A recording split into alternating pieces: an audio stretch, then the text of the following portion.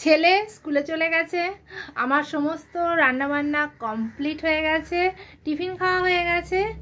এখন এসেছি তোমাদের সাথে একটু গল্প করতে। কি বলবো বন্ধুরা, আজকে একটা খুবই গভীর তত্ত্ব বলছি। সেটা হলো, বিশেষ করে আমার মেয়ে বন্ধুদের বলছি এই কথাটা, যে শ্বশুরবাড়ি থেকে না কোনো সময় এক্সপেক্ট করবে না যে তারা তোমার সমস্ত কাজকে সাপোর্ট করবে মন থেকে। বাধা তুমি পাবেই, যে কাজটাই করতে যাও সেই কাজটাতেই তুমি কিন্তু বাধা পাবে।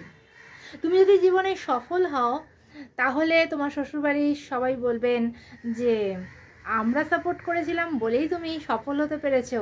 আজকে জীবনে তোমার সফলতার একমাত্র আমরাই হকদার।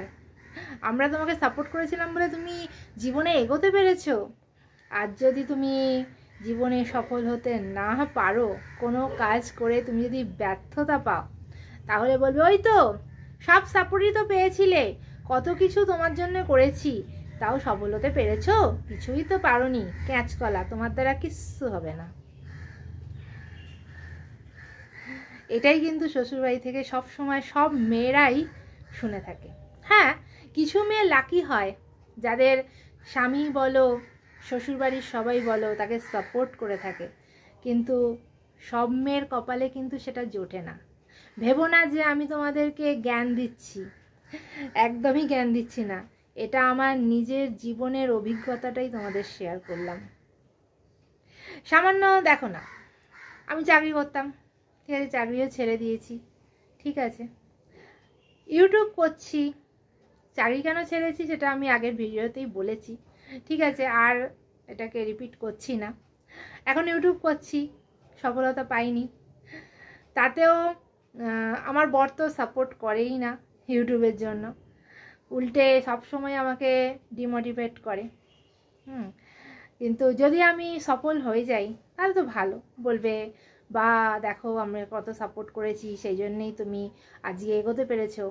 আর যদি সফল না হই তাহলে যেটা বলে সেটাই বলবে, কিছুই হবে না তোমার দ্বারা,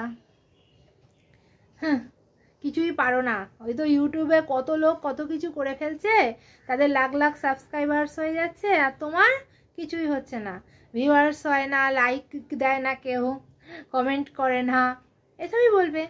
তোমার এক পয়সা রোজগার নেই ইউটিউব থেকে। অথচ আমি চাকরি করতাম, সেটাও ছাড়িয়ে দিয়েছে। যাই হোক, সে দুঃখের কথা আর বলে লাভ নেই। যাকে আমার জীবনের একটা বড় অভিজ্ঞতা তোমাদের সাথে শেয়ার করলাম। তোমাদের এরকম যদি কোনো অভিজ্ঞতা থাকে আমার সাথে শেয়ার করো, ভালো লাগবে। এইভাবেই আমাদের বন্ধুত্ব বাড়তে থাকবে, আমাদের ফ্যামিলি বাড়তে থাকবে। আমার না ইউটিউবটা করতে ভীষণ ভালো লাগে, সেই জন্যই করি, আর কিছুই না।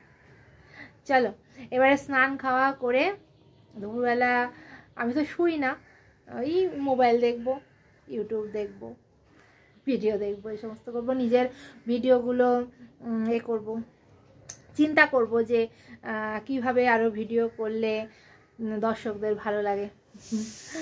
ঠিক আছে, আমার ভিডিও কেমন লাগছে আমাকে কমেন্ট করে জানিও।